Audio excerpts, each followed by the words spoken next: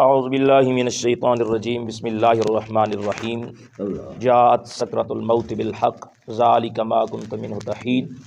سبحان ربک رب العزۃ عما یصفون وسلام علی المرسلین والحمد للہ رب العالمین۔ اللہ رب العزت نے قرآن مجید فرقان حمید کے اندر موت کی سختی کے حوالے سے ارشاد فرمایا کہ جاءت سکرۃ الموت بالحق، کہ موت اپنی سختیوں سمیت حق کی صورت میں تمہارے سامنے آ چکی ہے۔ ذالک ما کنت منہ تحید، یہ موت وہی ہے کہ جس کے متعلق تم بدگمانیاں اور شکوک و شبہات کا شکار ہوتے تھے کہ شاید موت نے نہیں آنا، اگر آئے بھی گئی تو جناب موت ہمارے ساتھ، چونکہ ہم جس طرح کافروں کا عقیدہ تھا، عیسائی کہتے تھے کہ ہم عیسیٰ علیہ السلام کے نام لیوا ہیں، تو ہمارے ساتھ جناب اس طرح کا معاملہ نہیں ہونا۔ اور کچھ کافروں کا یہ عقیدہ اور یہ نظریہ تھا کہ چونکہ دنیا کے اندر ہم بڑے مال و دولت والے لوگوں میں گردانے جاتے ہیں، ہمارا شمار بڑے لوگوں میں ہوتا ہے، تو وہاں آگے جا کر بھی ہمارے لیے معاملات بڑے لوگوں کی طرح ہی ہوں گے۔ تو رب العالمین نے فرمایا کہ موت کی سختی حق کے ساتھ تمہارے پاس آ چکی ہے، اور یہ وہی موت ہے کہ جس کے متعلق تمہارا یہ گمان نہیں تھا، جس طرح اب آئی ہے تم اس طرح گمان نہیں کرتے تھے، تمہیں یہ خیال نہیں تھا کہ موت اس طرح آئے گی۔ حضرت شداد بن اوس رضی اللہ تعالی عنہ آپ روایت فرماتے ہیں، رسول اللہ صلی اللہ علیہ وسلم نے فرمایا بندہ مومن کے لیے موت کا خوف دنیا اور آخرت کے تمام خوفوں سے زیادہ ہوتا ہے۔ فرمایا یہ خوف آروں سے چیر دینے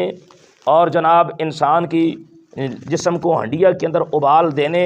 اس سے بھی زیادہ ہوتا ہے۔ یعنی یہ موت کا جو خوف ہوتا ہے یہ دنیا کے جتنے خوف ہیں، چاہے آرے کے نیچے انسان کو چیرا جائے اس سے بھی زیادہ ہوتا ہے، کینچیوں کے ساتھ انسان کے جسم کو کاٹا جائے اس سے بھی زیادہ ہوتا ہے، اور انسان کو کسی دیگ کے اندر ڈال کے ابالا جائے تو فرمایا موت کا خوف اس سے بھی زیادہ ہوتا ہے۔ اور فرمایا کہ اگر رسول اللہ صلی اللہ علیہ وسلم نے فرمایا اگر مرنے والا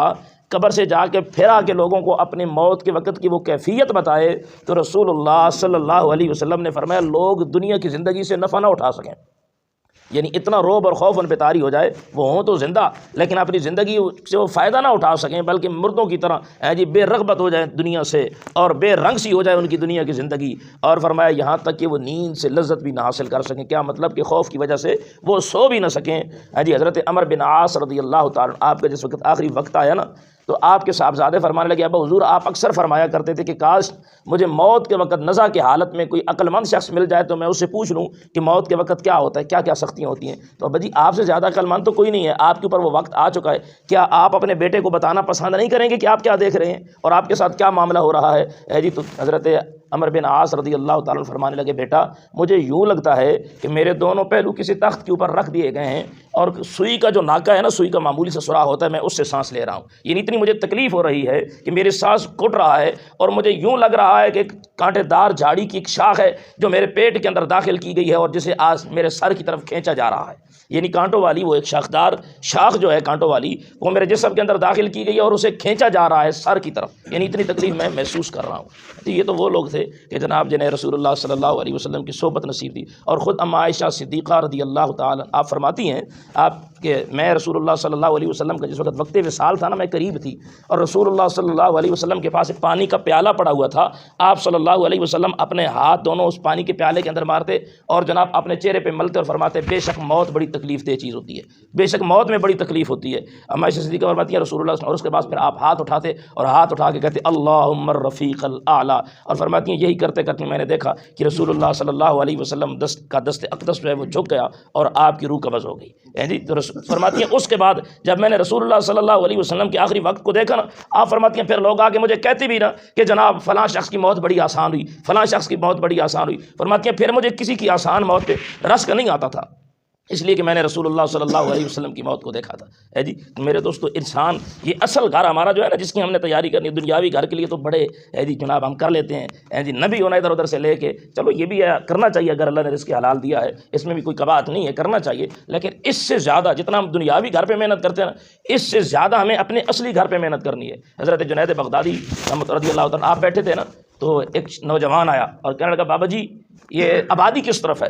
آپ نے اشارہ فرمایا ادھر آبادی ہے، جاؤ یہ آگے آبادی آتی ہے۔ جی وہ نوجوان چلتا گیا آگے، آپ نے فرمایا موڑ آئے گا نا، موڑ کے تو بالکل ساتھ کی آبادی ہے۔ وہ نوجوان ادھر پہنچا تو اس نے دیکھا قبرستان، جدھر حضرت جنید بغدادی رحمۃ اللہ علیہ نے فرمایا تھا نا کہ آگے آبادی ہے۔ وہ نوجوان ادھر پہنچا تو اس نے دیکھا قبرستان، بڑا اسے غصہ آیا اور فوراً واپس آ کے کہنے لگا بابا جی سفید داڑھی ہے، جھوٹ بولتے، ایک لمحے کے لیے اللہ سے ڈرے بھی نہیں، میں نے آبادی کا پوچھا اور آپ نے مجھے جناب قبرستان بھیج دیا۔ تو آپ نے فرمایا بیٹا ذرا یہ تو بتاؤ آبادی کہتے کسے ہیں، کس چیز کا نام آبادی ہوتا ہے؟ وہ کہنے لگے مجھے تو نہیں پتا، آپ ہی بتا دیں۔ فرمایا بیٹا آبادی اسی کہتے ہیں نا جہاں کے بسنے والے ایسے بسیں پھر وہاں سے کہیں اور جا نہ سکیں، جی پکے بس جائیں، جہاں بسیں ٹھکانہ پکڑے پھر پکا پکڑیں۔ تو بیٹا مجھے بتانا جی وہاں کے رہنے والے ایسے آباد ہیں کہ جناب نہ بازار جاتے ہیں اور نہ جناب کسی کی شادی بیاہ میں جاتے ہیں، بلکہ ہر وقت جناب اپنے گھر کے اندر پکے بستے ہیں۔ اور فرمایا بیٹا جنہیں تم آبادیاں کہتے ہو نا، جن کوٹھیوں کو جن بنگلوں کو تم کہتے ہو یہ آبادیاں، یہ آبادی نہیں ہے، یہاں تم سے پہلے کوئی اور تھا، تمہارے بعد بھی کوئی اور ہی بسے گا۔ جی تو اس لیے ایک فقیر نے کہا نا یہ ہماری نادانی ہے کہ نقلی گھر کو گھر کہیں اور اصلی گھر کو گور۔ ہم اسی طرح کہتے ہیں نا جس گھر میں اصلی میں یہ نقلی ہمارا گھر ہے جہاں ہم رہتے ہیں، اس لیے کہ پکا تو نہیں رہنا، کچھ ٹائم کے بعد جناب پھر یہی ہوتا ہے اسی گھر کے باشندے یہ کہہ رہے ہوتے ہیں او جی جلدی کرو جی جنازے کا وقت ہو گیا جی، کیوں دیر کر رہے ہو بھائی، اٹھاؤ بھائی جلدی کرو بھائی۔ جی پھر اپنے پرائے جناب سارے جناب مٹی کی مٹھیں بھر کے جناب اوپر ڈال رہے ہوتے ہیں اور کہہ رہے ہوتے ہیں اور ذرا مٹی ڈالو اور ذرا مٹی ڈالو۔ جی تو یہ کوئی ہمارا اصلی گھر ہے بھائی، یہ تو نقلی گھر ہے۔ اور جو ہمارا اصلی گھر ہے قبر جسے ہم کہتے ہیں، تو فرمایا کہ یہ ہماری نادانی ہے کہ نقلی گھر کو گھر کہیں اور اصلی گھر کو گور۔ وہ تو اپنے گھر گئے اور لوگ مچائیں شور، اور جناب وہ تو اپنے گھر جا رہا ہے اور ہم جناب رو رہے ہوتے ہیں اور پیٹ رہے ہوتے ہیں۔ کیا ہو بھائی اس کا وقت پورا ہو گیا۔ حضرت بتائیو ایک بزرگ گزرے ہیں، ان کے گھر میں چوری ہو گئی، تو وہ جناب آ کے نا قبرستان میں بیٹھ گئے۔ تو کسی نے کہا بتائیو تیری چوری ہو گئی ہے، پولیس تھانے جا اور وہاں جا کے رپٹ درج کروا، پولیس کو بتا، کوئی انکوائری ہو، کوئی ایف آئی آر ہو، تیری چوری برآمد ہو۔ آپ فرمانے لگے بابا مجھ سے نہیں بھاگا جاتا چوروں کے پیچھے، کہاں بھاگوں گا چوروں کے پیچھے، میں یہاں آ بیٹھا ہوں جہاں ہر ایک نے آنا ہے جی، ایک نہ ایک دن وہ چور یہیں آئے گا، ادھر سے کہیں ادھر نہیں ہو سکتا جی۔ تو فرمایا میں ایسی جگہ پہ آ بیٹھا ہوں کہ چور خود بخود ایک دن یہاں چل کے آ جائے گا۔ تو میرے دوستو ہمیں اپنی قبر کی تیاری کرنی ہے، اور یقیناً آج ہمارے معاشرے میں پتہ ہے کیا قبرستان کے اندر جی جناب ہمارے معاشرے کا یہ المیہ بن چکا ہے، کتوں کی لڑائی پولیس سے بچنے کے لیے قبرستان میں، مرغوں کی لڑائی قبرستان میں، ہماری بھیڑ بکریاں جناب ان کی چرگاہیں بن گئی قبرستان میں۔ یہ ہمارے گھر ہیں جنہیں ہم روند رہے ہیں جی، ہمارا جناب یہ دنیا کا گھر، اس گھر کے ساتھ جناب اگر آگے کوئی کرے تو ہم جناب فوراً ڈنڈے اٹھاؤ، میرے گھر خراب کرتے ہیں، تجھے پتہ نہیں ہے۔ اگر کوئی بابا آ جائے جناب ہمارے ماربل پہ تھوک دے، بیچارے کو پتہ نہ ہو جی، ہم اگر منہ پہ نہ کہیں تو بعد میں تو کہتے ہیں اس کا تماشا دیکھو جی، اسے پتہ نہیں ہے جناب ہم نے اتنا مہنگا ماربل لگایا اور یہ ٹائلیں لگائی اور اس کی نسوار کی تھوک یہاں جی۔ تو وہاں ہم نے کبھی خیال کیا ہے کہ جناب گدے کتے جناب اور گدے اور جناب یہ ساری چیزیں ہمارے قبرستانوں میں گھومتی ہیں؟ تو یہ ہمارے گھر ہیں بھائی، جس طرح ہم دنیا کے گھر کا خیال کرتے ہیں ہم نے اپنے آخرت کے گھر کی تیاری بھی کرنی ہے اور انہیں خراب نہیں کرنا۔ موت کو دوستو ہر وقت یاد رکھو، یہ بالکل آنے والی ہے۔ اور حضرت نبی اکرم صلی اللہ علیہ وسلم کے ایک نوجوان صحابی تھے، بس آخری بات کر رہا ہوں، دین تاکہ آپ کو دین کا شوق بڑھے۔ صحابی تھے جنہوں نے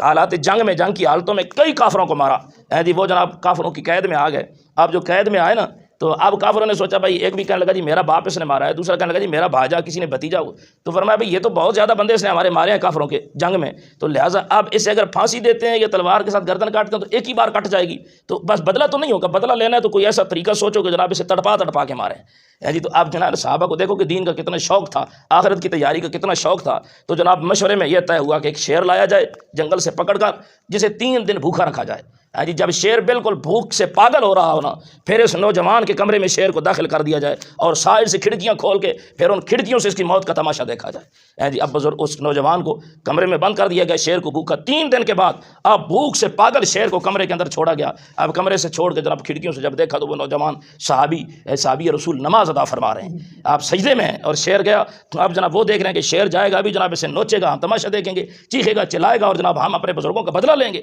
اب شیر نے جاتی نا صحابی رسول کے پاؤں کو چاٹنا شروع کر دیا۔ اب جو پاؤں کو چاٹا نا تو اب کافر دیکھ رہے ہیں، حیران ہے یہ کیا ماجرا ہے یار، 3 دن کا بھوکا شیر اور بندہ سامنے اور پھر کھا نہیں رہا۔ اب جناب وہ دیکھ رہے ہیں تو صحابی رسول نے نماز مکمل کی، نماز مکمل کرنے کے بعد آپ نے رونا شروع کر دیا،